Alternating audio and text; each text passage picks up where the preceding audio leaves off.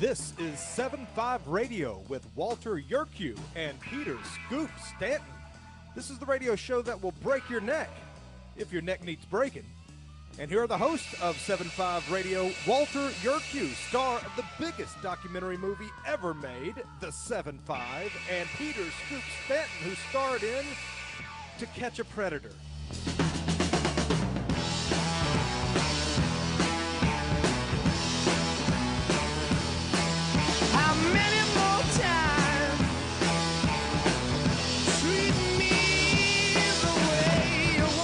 Good morning, good afternoon, good evening, one and all. This is Peter Scoop Stanton with Walter Yerkew on 7.5 Radio.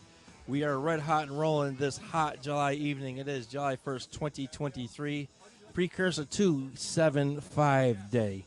I am at the Red, White, and Blue Party in Southeast Washington, D.C., the 2400 block of Alabama Avenue Southeast.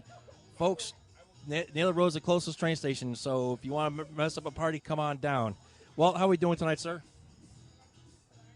I'm doing pretty good. I'm in the 7.5 Studios cafeteria right now, so they got quite a selection tonight. Wow, outstanding. Anyways, let's get down to brass tacks. We got a whole lot of show and not a lot of time. Anyways, as always, we want to remember members of the law enforcement community who were murdered in the line of duty. Tonight we remember Trooper Aaron Smith of the Indiana State Police. End of watch, June 28th, 2023. Trooper Smith was deploying spike strips for a trying to get away in an automobile, struck Trooper Smith. The mope is currently in the hospital. Also, want a special shout-out to our special listeners, Ms. Crabtree, our favorite teacher, and Little Billy Keebler and the men and the alleged woman of the Yanadasas New York Fire Department, also known as the Cellar Savers. Anyways, tonight we have a special guest. His name is Mike Rakebrandt. It took me all week to learn how to pronounce his last name. He is a former member of the U.S. Navy, as yours truly, in the subsurface fleet. He's also a retired member of New York's finest, and he is currently working on Project Orange. Anyways, we got some good news. Mr. Rakebrandt is under the age of 50, but he is white. Anyways, Mike, take it away. Tell us what's going on with that. In your opinion, what happened with that sub? Hey, good evening. Thanks for having me on, brother. So I took a good look at that. You know, when you asked about it, I sat down, I took a good look at the design, everything they had online about it. I took a good look at how it was built and what it was made with and everything else. And I got to be honest with you, I'm amazed it made as many trips down as it did, you know, without imploding before that time. Like, it blew my mind. That window was, I guess, rated down to about 5,000 feet at best. You know, and these guys this was the third trip down to Titanic alone, and they've been deep before in other areas of the world with it.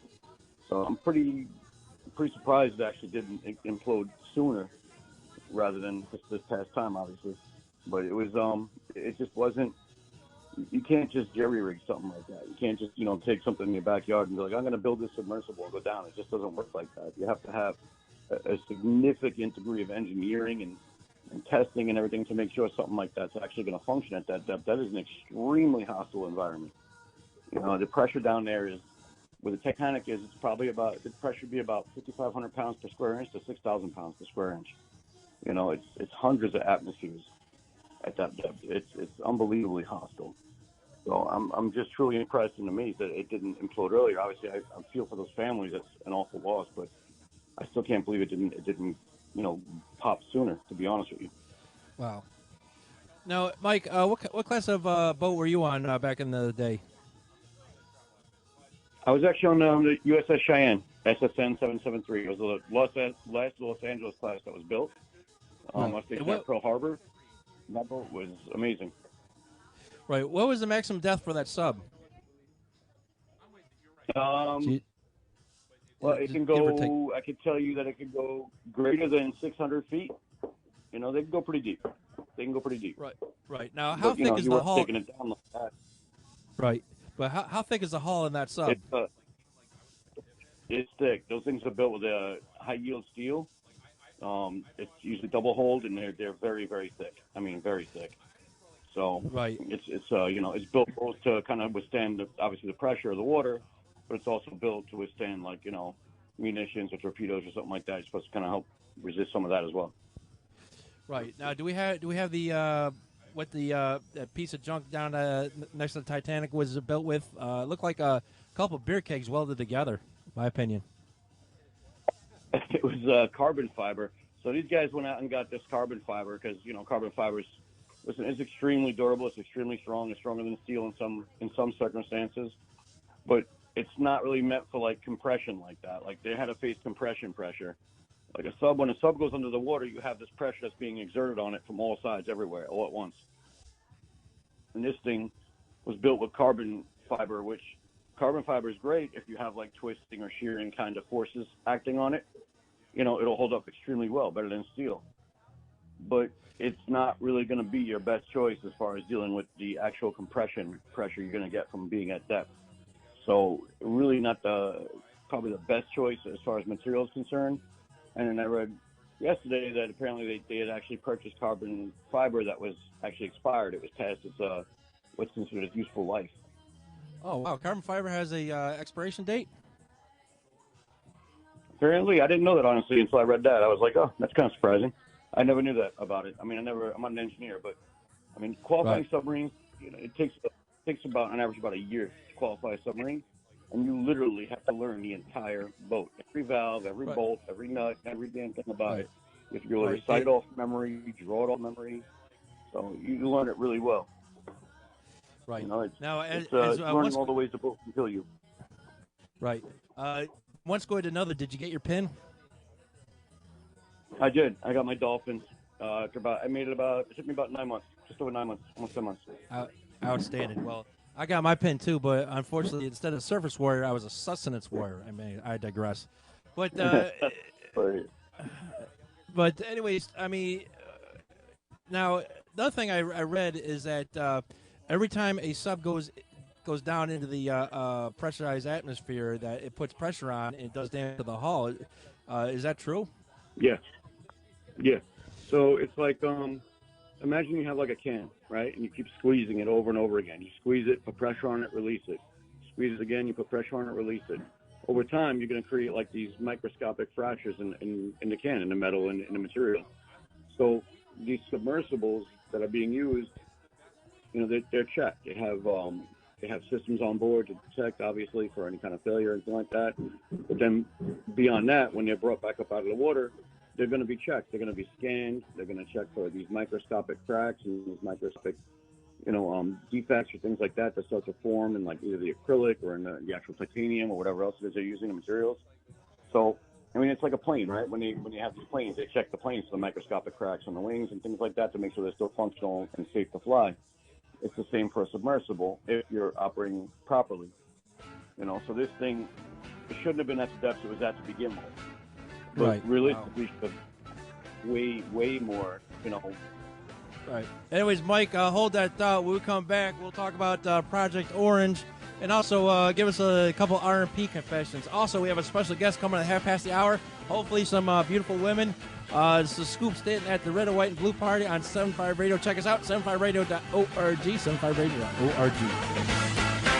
Former Sheriff Richard Mack recounts in his book The Proper Role of Law Enforcement, how he came to realize while working as a beat cop how wrong the all-too-common orientation of police officers is when they think of their job as being to write tickets and arrest people. Richard Mack tells of his personal transformation from by-the-number cop to Constitution-conscious defender of citizen safety and freedoms. Learn what it really means to serve and protect. Purchase your copy at cspoa.org. That's cspoa.org.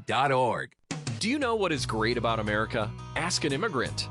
Ask an Immigrant is a new podcast dedicated to helping Americans, especially our youth, value, appreciate, and be grateful for the freedoms we have here in America. Join host Lydia Wallace-Nuttall as she interviews immigrants from around the world to discover their inspiring personal stories about why they came to America. To learn more about why America is the most prosperous, greatest country in the world, download the Loving Liberty app or go to lovingliberty.net. In the medical field, IT security is crucial. Our highly skilled consultants are HIPAA certified and have 20-plus years of experience servicing medical clinics, billing, and supply companies. We offer comprehensive endpoint protection, guarding your computers and servers against all stages of threats. And with our 24/7 monitoring services, you'll never worry about extensive downtime again. Ready to level up your IT support? Call 801-706-6980 today and discover how great IT services can be with managed IT services. Have you ever heard of Loving Liberty Ladies? Well, the Loving Liberty Ladies are here to help you learn our American heritage and the way it affects today's society. The Loving Liberty Ladies also have a discussion guide called Proclaim Liberty. And with this guide, you can start your own group in your hometown. Get yours today on our website at lovingliberty.net. Look for our lesson supplements, too. They're free. To hear all the special offers and to join the fight for freedom and liberty, please go to lovingliberty.net.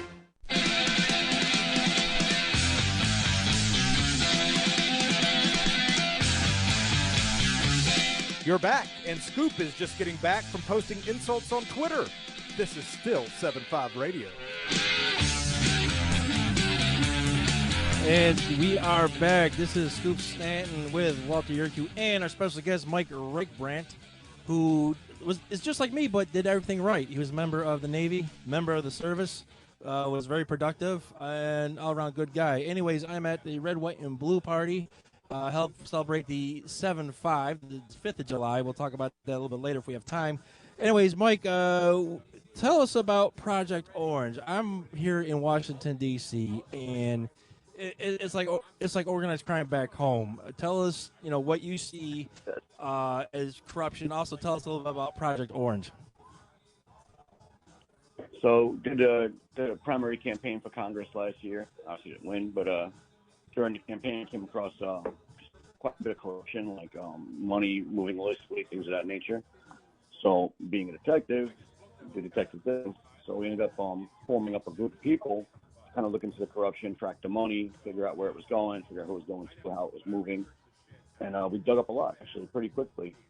So it kind of grew out of that. So we figured the Orange Man, Trump, is probably the most investigated politician ever in history. So we thought, why not turn that same lens onto the rest of them and show what they're really doing? And that's kind of where Project Orange came from. So we're just looking at corruption at every level. We've done a lot of human trafficking stuff. We're going to do a lot more of that as well, as much as we can, try and rescue these kids. And just keep it going. Just keep trying to clean it out, expose it, get rid of it. Try and bring things back to a reasonable place where it should be. Right. Now, where is the most corruption? Is it the state, local, or federal level? Or is it all three just as corrupt, just as corrupt as the other? It seems like, honestly, it seems like the state and the local is where you see a lot of the stuff going on, but then at the federal level, there's plenty of it too. So I really think that it's just kind of all throughout. It's all kinds of corruption. It's not even just corruption as far as bribery or money or things like that. There's plenty of that.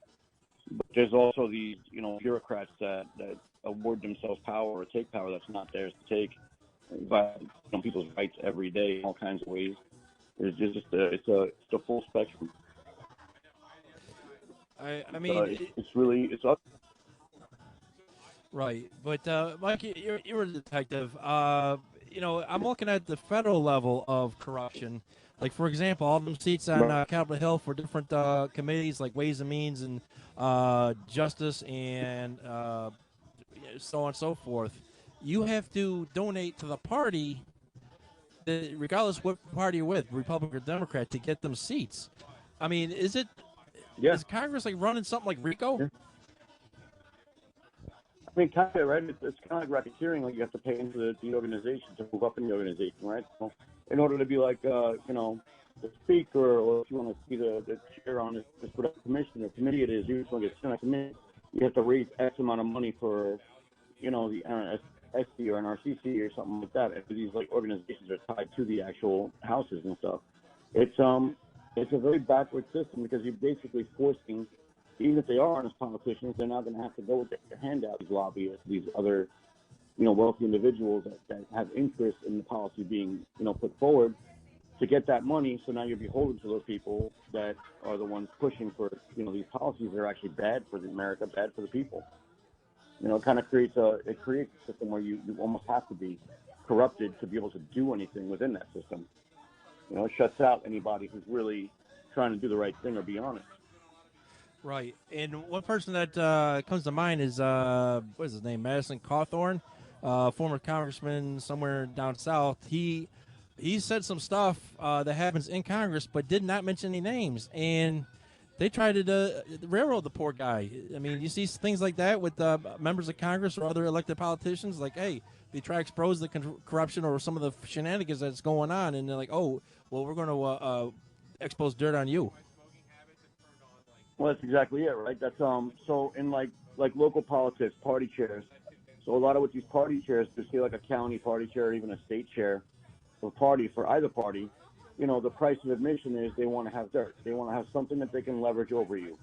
You know, so you have to go to them with something that they can leverage, and that's like their price of admission. So, and if there's nothing that they can leverage, or you're not willing to give them something to leverage over you, you know, they'll do everything possible to keep you out of that race, to keep you out of that position. They'll sue you, they'll try and get you off the ballot. They'll make up lies. They'll fabricate evidence. They'll do anything they can to keep you out of it, because at the end of the day, they just want to keep the grass going. Wow. All right. Well, I've been hogging the air. You got any questions, comments for our guest? Just going back to that Titan submersible, and you were talking about the stress that it receives. You know, every time it goes down a certain amount of depth, it's like you said, you know, squishing that tin can full of soda. Sooner or later, you know, your hand will be able to break that can. Maybe not right off the bat, but after many squishes, it's going to get squashed. You know, I looked at it like a tennis ball. We heard that it wasn't the first time that submersible went down beyond its limits. You know, that's why they throw in a new tennis ball every now and then, because they use the same tennis ball through a five set match. It's going to be like trying to hit mud. It just doesn't hold its consistency, let alone that this submersible has the consistency to begin with. You know, the carbon fiber and the plexiglass windows and stuff like that.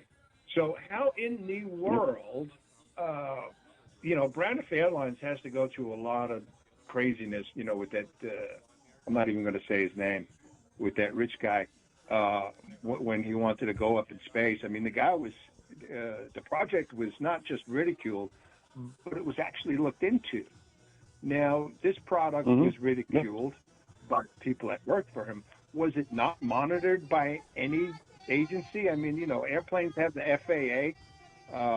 I guess it would be, well, who the hell would monitor a submarine, a submersible like that? There's like an organization, like an international organization, submersible groups that they all kind of, but it's like a voluntary thing. So they voluntarily work with the group, and they test each other's stuff, and they kind of work together for safety and for best practices. But it's voluntary. There's nobody's forced. And this guy's operating at international waters. So there's no national like having a law poker game with a bunch of rich guys, and they make all the rules. It's like having a poker game with a bunch of rich guys, and they just, you know, monitor each other. It has no bearing on any kind of scientific. Right. There's no like governing body. Right. Right. There's no governing body. It's absolutely ridiculous. You know, I know we're a free country, but holy cow, we try not to see you kill yourself. You know, we'll take a bunch of other people that have $250,000 a pop with you. I mean, had some type of a death wish on his own. You know, like the pilot from Malaysia Airlines so many years ago. That's right. Yeah. I think this guy was just that narcissistic. I mean, if you look at the way he spoke about engineers looking at his plans or at his submersible, he was very, very dismissive of every engineer out there, whether they were young or old. If they didn't agree exactly with what he thought or what he felt, what he said, then they were absolutely wrong and they were off. And that was it. So he only surrounded himself with yes men, with people who were willing to agree with anything he said, even though it was completely contrary to any kind of like real engineering at all. You know, he just discounted everybody wasn't agreeing with them. So I think it was more of not so much a death wish maybe, but just a narcissistic need to be right. And what's funny about what you just said about disagreeing with your boss or your owners or your supporters and being thrown under the bus, I mean, it happens on a large scale like that, larger than that, and much more minuscule than that. It's something that people just do not understand when they're in charge, that they haven't written the book of Scripture. So their word isn't the only word that should be heard. Absolutely. I mean, those people would be alive today if they actually stopped the moment. It's a shame that those men, they got their millions and billions of dollars and stuff like that. And that man took his kid with him. I wouldn't, even as a layman, I wouldn't take my son with me because of the possibility, especially if I signed something like that idiot signed, this trip may result in death. Yeah. That's not something I'm taking my kid on, let alone probably would go myself. But then again, it's just a ridiculous thing, and I hope that, I don't know who, the FAA or transportation, some governing body has to jump in and say we're going to do this, and we're going to look into not just this one, but all the idiots that this guy has on his speed dial. Well, I appreciate it, Mike. Thank you. Mike, don't go anywhere. We still got half a show to go. And anyways, coming up, we got a special guest. He is Walter talked to him earlier this week. Hopefully he's with us. But anyways, when we get back, we want to talk R&P Confessions with our guest, Mike Rakebrandt. And hopefully I get to speak to some guests at the party. Take it away, boys. Exposing corruption. Informing citizens. Pursuing liberty. You're listening to Liberty News Radio. USA News, I'm Jerry Barmesh. Fallout continues after the Supreme Court issued a pair of major decisions on Friday. Demonstrators gathered at the National Mall Saturday to protest the High Court's ruling that struck down President Biden's student loan forgiveness program. The justices also ruled in favor of a Christian web designer who refuses to create websites for same-sex couples. Biden quickly denounced the decisions and rolled out a new plan for student debt relief. A record number of Americans are on the move this 4th of July weekend, like this woman. I have never seen so many people at the airport. I've been traveling for years because I'm from the Caribbean. I have never seen it like this. Never, ever. Audio courtesy of Fox News. The TSA expects to screen over 17 million passengers through Wednesday. French police were bracing for more unrest as a 17-year-old is laid to rest. Nearly 1,000 people were arrested Friday night and into Saturday morning here in Paris and in towns all over France. TV pictures here show burning cars and buses, destroyed shops. There's even video of a small van trying over and over to ram its way into a shop. This was the fourth night of violence over the fatal shooting of a 17-year-old by police. He was trying to drive away from officers. Authorities have asked parents to keep their kids at home this weekend. Even some famous French soccer stars are joining the call for calm. In Paris, I'm Rich Johnson. A new State Department report blames both President Biden and former President Trump for the mission failure leading up to the chaotic U.S. withdrawal from Afghanistan. It found the decisions of both administrations pose significant challenges for the State Department. Over 100 million Americans were still under air quality alerts on Saturday due to smoke from Canadian wildfires. Air quality conditions were expected to improve slowly over the holiday weekend. This is USA News. Attention! This is a public notice from the Social Security Disability Helpline. If you're one of the millions of Americans who are disabled and unable to work, you may be eligible for disability benefits from Social Security. Receiving benefits is your right. If you suffer from physical or mental disability, whether you're applying for the first time or you've already been denied, we can help. We'll evaluate your situation and deal with Social Security on your behalf. Best of all, there's no fee until you receive your benefits. Remember, we only get paid if you win your case. There are many reasons and conditions that may make you eligible for disability benefits. Many of them you may not be aware of. So if you're disabled and unable to work, call now to get started with your free, no-obligation consultation. 800-362-9337. 800-362-9337. That's 800-362-9337.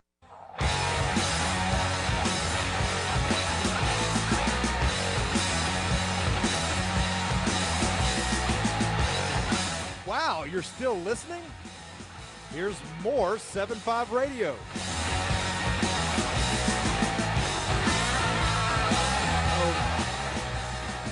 Okay, we are back on air, thank God, because we have Charlie LeDuff on the line, as well as Walter, and our guest, Mike Rakebrandt. Now, Charlie, how are we doing tonight, real quick?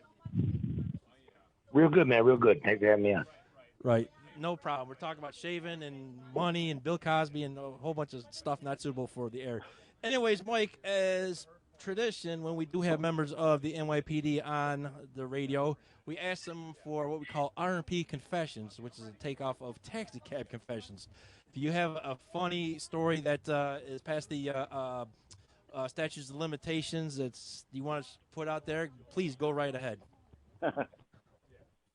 So I guess probably one of the best ones I have would be with one of my first partners when I was on patrol in 7-1. We locked this guy up. I forget what we locked him up for. I think it was a domestic or something like that. He was being a bit of a tool bag in the back. He was going, yelling and screaming, kind of being an ass. My partner, I don't know what possessed him, but we had a cage car with the plexiglass. So windows are up. There's plexiglass, so it's kind of like a sealed compartment. He puts his ass up against the grate and farts like the nastiest fart I've ever smelled in my life into the back of his car and shuts the window. Within about 30 seconds, this perp in the back is crying. He was crying, literally crying, bawling, tears coming down. He's screaming, "That ain't right, man. That ain't right." The whole way back to the precinct. I swear I didn't stop laughing for 4 hours. I couldn't help it. It was the sickest, funniest thing I've ever seen. I swear to God. It was hysterical. It was hysterical. But that's probably some of the funnier one, Wow. What houses did you work in your career with the NYPD? I started in the 6-7 in Brooklyn, and I finished out in the 7-1 in Brooklyn. Wow. And you retired as a detective? Yep. I retired as a detective last year. Wow. Congratulations. But anyways, all right, at this time I'll put it on the floor. Charlie, you got questions for our guest Mike or anything on your mind? Well, there you go. There's a primer. Hey, Mike, did any of you guys ever work Queens? No. I never did. My wife. I got a soft spot for Queens. My wife worked in what 105 in precinct? Queens. You do? Detective. You mean like Freddie Mercury Queen or? You're just jealous, dude, because everybody from Queens live in houses, man. Don't be a hater. Right. Wow. But anyways, right now on the Missus and Palatial deck, I have nobody, no fans out here on Washington D.C. Anyways, so. Wait, Scoop, you're the only guy that goes to a party with a bunch of chicks and a bunch of booze, and nobody will talk to you. What's going on here? I don't know. I mean, I took a shower. I got a haircut and everything. I put on. I'm actually well dressed too. I'm wearing shoes, Docker pants, a tie. It's not that funny. But what are you doing there? I'm doing 7.5 radio. Tell me how 7.5 radio is at like some society event broadcasting and nobody's talking to you. I don't, because they are sauced. I mean, Charlie, these ladies can drink you under the table. So, anyways, I guess they forgot because they said, "Oh, a radio show. Oh, what kind of radio you do?" And I did a big spiel. I was like, "Yeah, I'll be got some guests on, and we talk about whatever." And I'm out here by myself. So, anyways, you should tell them it's a new thing. It's called porn radio. Tell them it's a new thing. Porn radio. Maybe you get some action. I doubt it, but this. There's a big lesson to be learned here. It's like you got to send Walt to do the big boy things. Like what? Chat up a nice lady. Well, listen. As soon as we go to break, I'll be trying to find somebody. Hopefully, this lady Danny I took a picture of. Hopefully, she comes out here. I don't care if her English is good or not, but anyways, so that's what's going on. We had this. I talked to the whole party. They're all hooting and hollering for 7.5 radio, and I'm out here by myself again. talking to you. What fine you mean? gentlemen. For what do you mean? If her English is any good? What is she like, Navajo or something? No, she's from Brazil. Oh yeah, get her. Oh yeah. I'm working on it. I'm working on it. So It's you guys. the Brazilian wax originated in Brazil. On that note, Mike. Yes, again, very industrious people. Right. Very industrious. So, hey, very talented with wax. So Mike, what do you think of It's 75 like Thomas Radio so far? Edison of the Tropic of Cancer.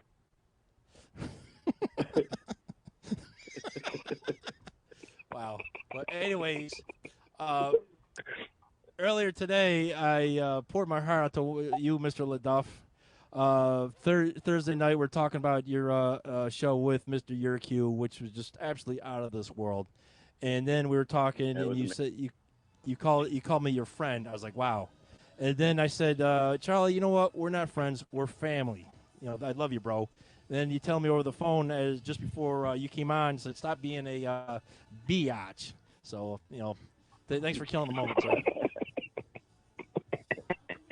Well, you're on with a couple of tough guys, man. There's no room in here for soft hearts.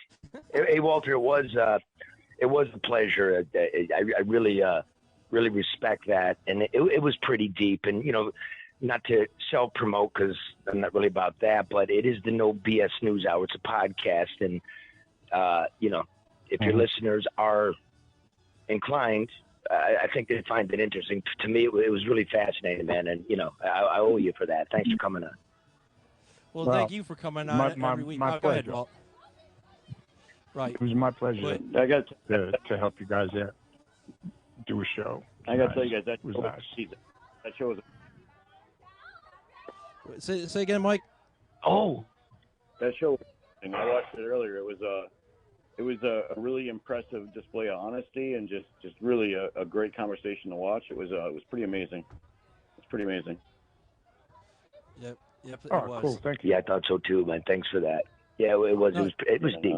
And here's the thing, you know, I'm losing focus here because I'm hearing the hens cackling in the background. Scoop, get in there. What? Yeah. Yep, I got 5 beautiful women. My buddy Ed out here on the deck. I'm taking a selfie. Oh, I'm doing a selfie. Hey, Mike, Walt, is Scoop on a boat or something? What? He's trying to start. He's trying to start over in the romance department. That's what he's trying to do. Trying to start over. Got to get in there. But where is he? Like, what is he? Is he in Washington D.C. like on the Potomac on a yacht, or what's going on? No, I'm on Alabama Avenue, Southeast D.C. 2455 Alabama Avenue, Southeast. You're on the deck of a bar. Okay. Double date. And I took Scoop's a selfie idea with of double date is left hand, right hand. Very beautiful. Scoop's idea of a date is like going to a party and with a microphone and sitting in the corner. How'd you know I was standing in the corner? Scoop, you got to get in the middle of it, bud. You got to go in there and actually talk to him. Go jump in the middle. But yeah, I took a selfie with a very beautiful lady. And Mike, while you were talking about Project Orange, I was taking selfies of other people, but it wasn't me. So, anyways. Well, listen, man, I don't mean to sound like a snob, right? I'm from Detroit, so, you know, take that for what it is. But, I mean, you're going to a high-class party and you're wearing Dockers? Yeah, and a tie. And I had my USS San Antonio shirt. Oh, yeah. That child. So you're wearing Dockers and one of those old sock ties, one of those knit ties. No, you got a jacket on? No, I don't have a jacket on. Are you wearing sneakers? Probably. It's the same outfit he wore at the police academy.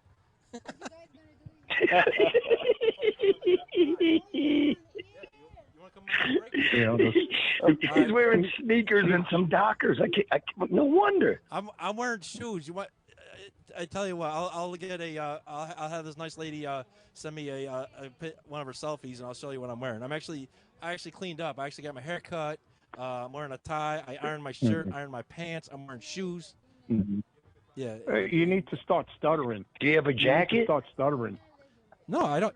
Dude, it's like Yeah. 85 degrees out with 200% humidity. And it's starting to rain. So, well, let me ask you this. Are the other dudes... Biden. The dudes what? Hey, are there? I'm assuming there are men at this party. Scoop, are they wearing a jacket? Some of them are. Some of them are in shorts. But anyways, we come back. We'll talk to some of the lovely ladies and with our guest Mike Rakebrandt and Walt and Charlie LeDuff. Stay tuned, everybody.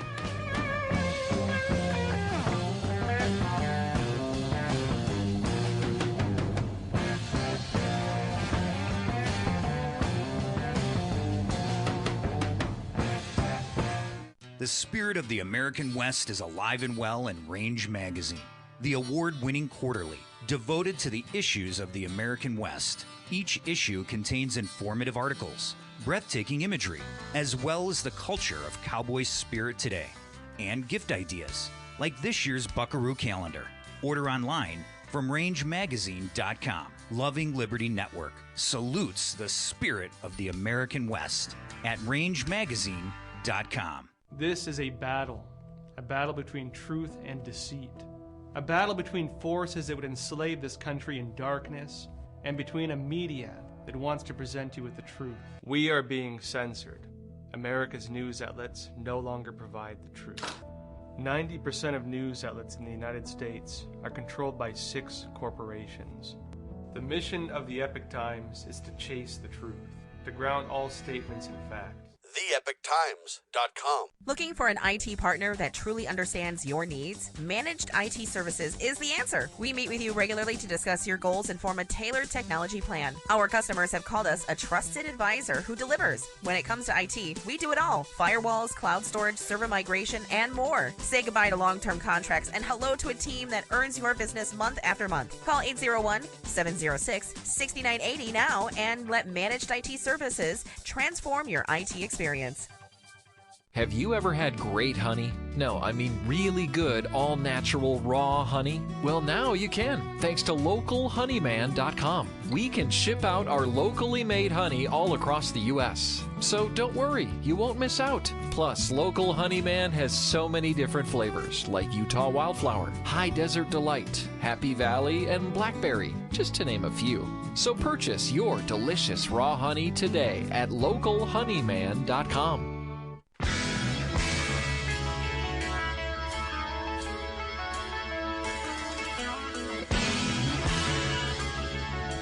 This is 7.5 Radio with Walter Yuku. Walter Yurkow. Walter Kiwi. Here's Walton Scoop.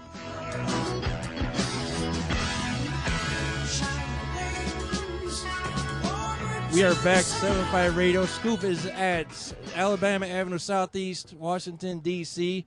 I have a whole gaggle of beautiful women with me, and I got 7.5 photographer Ed Hubner taking the selfies. I told Ed, please do not go through the catalog of photos. But anyways, I do have proof. I'm talking to lovely females. Hold on. Anybody want to say anything? Anyone want to say hello to America? I got about 4 listeners. Happy birthday, America. No, to the American people. We are red hot and rolling. Happy birthday, America. What's your name? Where are you from? Hi, my name is Janice Davis. I'm a native Washingtonian. And I am so incredibly proud to be an American. So many people come to America to have the freedoms and the liberties that we as Americans have. And Americans take that for granted. So I am so incredibly proud, and God bless America. Happy birthday, America. Yep, and we're celebrating another special day of July the 4th, which is a special birthday, not only for this country, but our producer, syndicator, Sam Bushman, was born on July 4th. Oh, wow, amazing. Yep, and if he was born with the gift of sight, he would have been in the second term of his presidency. He's that smart. Wow. Yep. And also, we celebrate July 5th, also known as 7.5 Day, because of the show, the 7.5 Radio. Okay. So amazing. Yep. So all right. So happy to be part of it. Thank you. Thank you very much. You. All right. But who's next? Anybody want to say anything? I am All right, go. What's your name? Where are you from? I'm Mitra. I'm from Iran. Whatever Janice said, the same. And happy birthday, America. And thank you so much for having us. No problem. All right. Hey, who's next? Sure. What's your name? Where are you from? Yeah, hi, so my name is Michael. I'm from Great Falls, Virginia. Actually, like Janice, I'm a native of the area, grew up in Northern Virginia. I was actually born on a naval base in Newport, Rhode Island, with both parents in the Navy and during the Vietnam War era. Wow. So I definitely have a lot of appreciation for being an American, but I've also have seen a lot of the world, which I think more Americans need to do to really understand and appreciate what we have and why people want to come here. So it's an amazing country, but you can't take it for granted. You have to earn it every day. Exactly, and if you watch you listen to the mainstream media news, they say, this is the worst country in the world. Ma'am, what's your name? Where are you from? Hi, this is Sakanya Shelko. I am from Annapolis, Maryland. Originally from Cambodia. I'm actually a refugee from the Cambodian Khmer Rouge. So your English, ma'am, your English is better than anybody on the radio right now. Thank you. I've been. I came here since I was 7 years old. So, like I said, refugee from Cambodia. I will not take anything for granted. You understand, America is the land of freedom, and we have a second chance here. I've been very fortunate, and I love it here in America. So, God bless America. Thank you so much. Thank you very much. All right, folks, I'm telling. We're running like hell. Anyways, Danny, go right ahead. Hi, my name is Danila Rodriguez. I've been a Marylander for 20 years, originally from Brazil. So America as a nation of freedom, I wanted to, wish America happy 4th of July, and I couldn't be more fortunate to, choose this land as my land. Outstanding. But, guys, you heard we had people from overseas come here, love this country, and I'm getting rained on, so I tell you what, Walter, take it away. I'll call you on the hotline. Oh boy, I'm my lucky one. I'm finally in charge. Even though I've been invited to your own help show out with the show tonight. Yeah. So, but getting back to Mike was former member of the service of the NYPD. Myself, I know a little bit about Mike's background. He knows obviously about my background. And I just want to touch up on that podcast that we did the other night. Did a lot of things, and time goes by very quickly. And I found that since I've been giving lectures and seminars and such, time goes by very quickly, and there's so many things that I have in my head that I want to say but just never come out. Sometimes it's a good thing, sometimes it's a bad thing. But still, there's so many things that need to be said. With that, I'm in the middle of filming the documentary about May, and my thing with the 7-5 precinct back in the 80s and 90s, and we could discuss that maybe on the next time if I do a podcast with you again. But there's more to that story than just. Than just Michael Dowd and that rat that sent people away, and he didn't do a day in jail. There's a lot. What was his name? What's his name again, Walt? I don't say his name. I'll say Kenny Arell. Whatever. What was interesting about that? Watching the documentary. Okay, it was kind of like Goodfellas in this way. His wife. Urel's wife is in the documentary, and they're talking about the cars and cutting the cocaine in their kitchen and stuff, right? All the trappings, and you come to think it's like Goodfellas, except in near the end you find out they ratted everybody, which I'm not against that, but they ratted everybody and they never did a day. They never did a day. You know what I mean? And with the cockamamie excuse of that dude saying, like, I don't think I was a rat. Like, well, you were a rat, dude. You benefited every which way around. Well, my aspect of that whole thing was I to this day, I don't think the lady ever existed on Avon Street.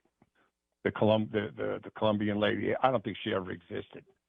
I think it was a big show to try and trap Michael, because if they had enough on Michael to send him away, why did they need this other scenario to send him away? With that guy ratting, he got his wife passed away a couple of years ago, about a year and a half ago. So, and I liked her. She was, she was good. She was fun, and she stuck by her man, which I respect. He's passed away, so I don't want to talk ill about her. But when that guy made his deal, he got himself, his wife, his cousin, his brother, and a couple other family members out from doing any jail time, because they were all involved. You see, none of that came out. Right. And he wrote a book. Wow, that's interesting. It's called Betrayal in Blue. Now, I wasn't going to buy it.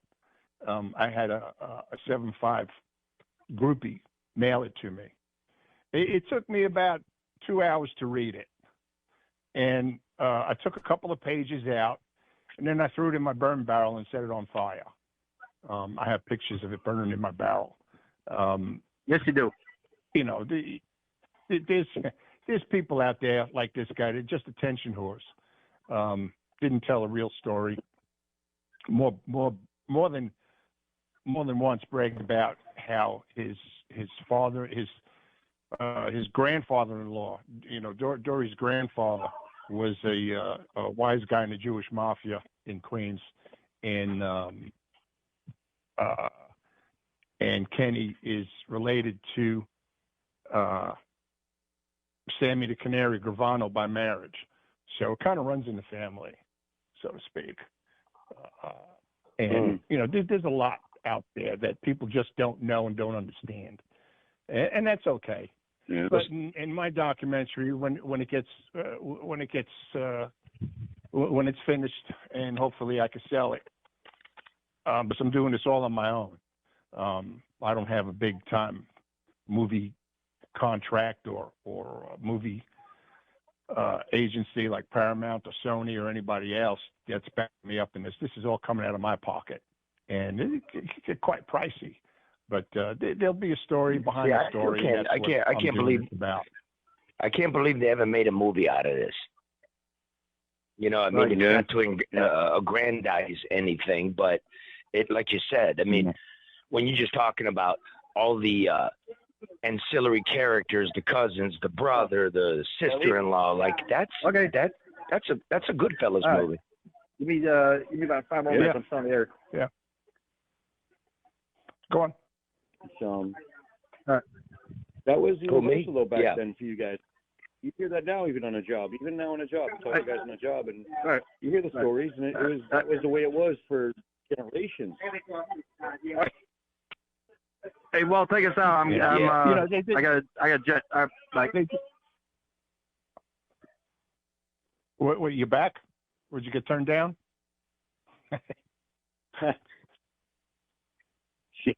Yeah, he got turned down. He's got to go wash his face. Scoop had to run. It was that guy on the other side of the room probably winked at him. They're making fun of his pants. There's a lot. They're making fun of his guy. Yeah. There's so much more to that documentary than it came out in the movie, and it was there was a lot before and a lot after and a lot since. The police commissioner, the current police commissioner, took it upon himself to put Michael's picture up in one police plaza to say this man is not allowed in one police plaza. Stop him at the door. Yeah. So his picture's hanging on the wall. Yeah, it's a violation, of his civil rights. It's a public place. He's paying taxes. I'm paying taxes. I'll go wherever I want. But I want to thank you, Mike, for coming on board again. Thank you. And more power to you. on your retirement. You're a young man yet. Make good use of it. And Charlie, I'll talk to you in the ensuing days or weeks, and we'll get together and do something. For everybody at 7.5 Radio, we wish you a happy 4th of July. Safe, healthy weekend. Good night, everybody.